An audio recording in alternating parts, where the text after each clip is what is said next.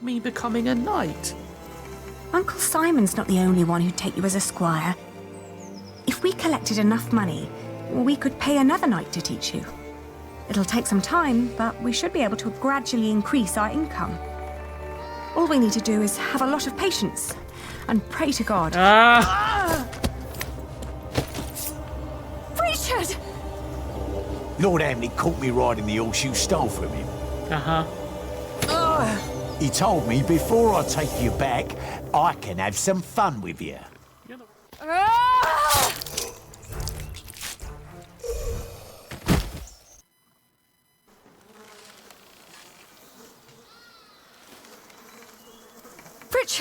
Richard, are you all right? What happened? Oh, you're alive! You're alive! Why are you crying? So much has happened. Because we are both alive. Yeah.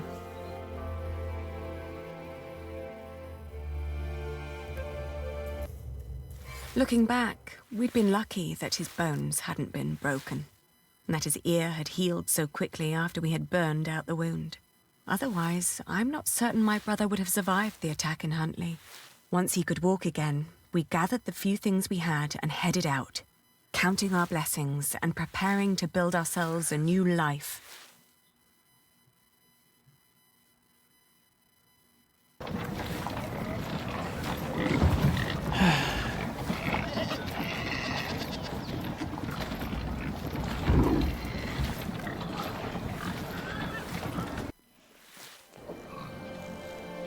How's your wound doing? Don't worry, I'm fine. May I ask what you're planning to do with all that wool? Back later. Pray that he'll pay what the shepherds promised. You think they lied to us? It wouldn't have been the first time. Oh, look, we found the monk.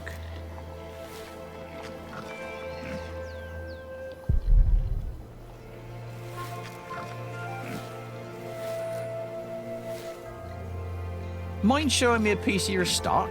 Sure. I'd like to establish the quality before I make any promises. Not bad. That's quite some wool you've brought along. I hope you're not planning to set up shop here too. Meg would kill me if I let you. We came to sell, not to compete. We came to sell this wool to you, not to compete with you. It comes from the shepherds near Huntley. They gave it to me so they wouldn't have to come here themselves. I see. All right. I'll give you £1 per sack for this. What? Only £1? Ah, that's a fair price. But this is what I originally paid. But that's what I paid the shepherds. This doesn't even make up for the cart, taxes and travelling. Then you've made a bad business decision. What? I can't pay for your mistakes, can I? You have to handle that yourself. Ali, let me handle this. Let Richard talk. Get it, Richard. Your money would not only pay for the wool, but also fund our fight to reclaim our earldom. Okay. If you pay us more, I shall never forget that courtesy. And will greatly repay you once I'm back in charge of shiring. Oh, God. I may even allow you sole access to our own wool production. That's a lofty promise. And it would hardly cost you. So, you two are the son and daughter of the Earl of Shiring? We are. But you're just children. We will make coin, and I will become a knight fighting for glory and honor until the king grants us back our noble inheritance. That may all be very well, but I can't pay you more than what I already offered. Then I'll prove that the wool's quality is worth the price. Just let me look at it once more.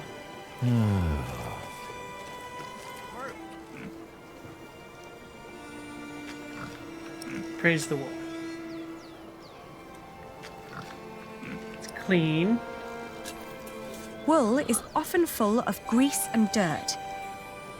But this batch was scoured very thoroughly. It's very clean and soft. Even picky customers would be delighted. That is true. Strong. Some sheep produce brittle fibre, but this wool is strong. Its sheep had good, healthy lives. It's suitable for finer and durable fabrics. It's dry. In this weather, some cartloads of wool would arrive damp. I made sure that this is dry and undamaged. It's light and easy to transport. And customers are hesitant to buy wet wool. All right. What pricing did you have in mind?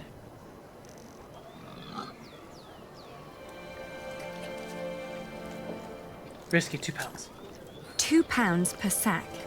Are you insane? That's a little too much. I'd hardly pay that much for a golden fleece. Reasonable. 1.5. £1 and 10 shilling per sack, then.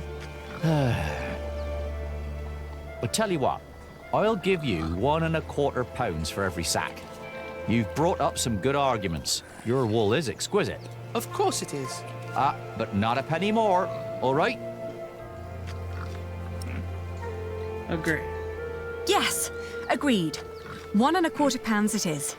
Very good. Just so you know, if my mistress gets angry, I'll have you tell her the same things you told me. Thank you for your business. We've done it, Ali. We've earned 60 pence for each sack. That's 5 shilling. A whole crown. I know why Meg likes you, Aliena. You're just as ruthless as her. I must say, that was impressive. Can I help you? Forgive me, I didn't mean to barge in, but you are the Lady Aliena of Shiring, are you not? Yes, I am. And I'm Lord Richard, Earl Bartholomew's son. My name is Philip of Gwynedd. I am the Prior of Kingsbridge. Ah, I've heard of you. You helped a lot of people after the Hamleys attacked my father's castle. We only did what was right. I met your father. My father knew many people. Not all of them were his allies. Right. I know. I'd like to invite you to come to Kingsbridge. Our own wool trade has fallen somewhat into neglect, God forgive, but we have plenty of sheep. I am sure we could come to an agreement. You want us to be merchants? You wouldn't work for me, you would work with me. I can see that you are not afraid of hard work. All right. I don't know a single novice who would have been willing to pull a cart like that on his own. My friend, Brother Milius, would be delighted to speak with you. He always goes to markets for our priory. What do you say? I'll consider it. Please do consider my offer. You will be most welcome in Kingsbridge. It is the least I can do. Thank you, Father. All right. Not much later, I found a home in Kingsbridge. I remember when I got there, there was Jack.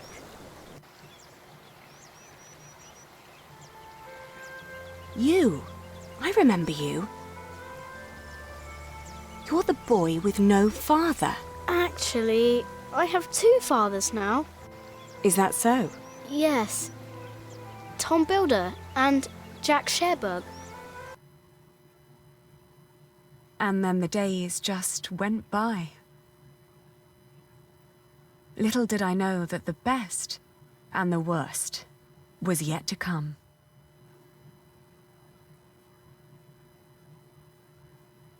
So, you have returned from Rome, Bishop Waleran. Yes, it was a very illuminating time. What do you want? The Pope was very pleased to hear how I, and you, have worked together in the past to support our king. We did not do it for your church. Hey. He was less pleased, however, to hear about the bargain you struck with the Prior of Kingsbridge. Why should he care? Once and for all, we will not support you in your personal quarrels. The deal we made with the Priory of Kingsbridge has the blessing of the king. Right. Of course, and you would never change your mind on that matter. Tell me, has your son returned from the Holy Land yet? We have not heard from him, ever since he set out to join that crusade of yours. If he dies, your church will be responsible. Do not underestimate your son, Lady Hamley. That would be a great mistake.